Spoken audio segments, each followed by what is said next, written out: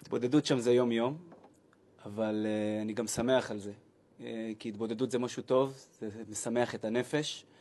אז אם היה באמת רגע שאיכשהו שימח אותי, זה שאני יכול לדבר עם אלוהים בכל שלב ולבקש ממנו.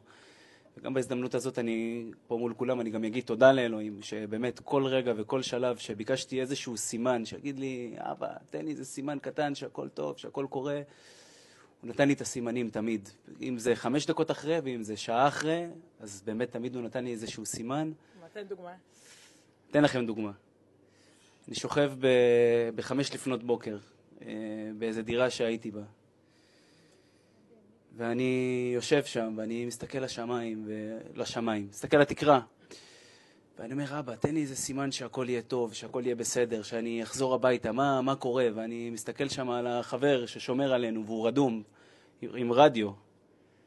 ואני כזה מסתכל לשמיים, ואני אומר, אבא, תן איזה סימן, תן איזה תקווה שהכל יהיה טוב. ועובר איזה 5 דקות, הרדיו משתנה לרדיו דרום, ואני שומע את הנאום של האימהות, שומע את האימא שנואמת שם, שמספרת שנובמבר וקר בחוץ, ופתאום אני שומע את גנץ, ואני אומר לעצמי, כאילו, הכל לטובה, כאילו, הכל יהיה בסדר, כל שלב.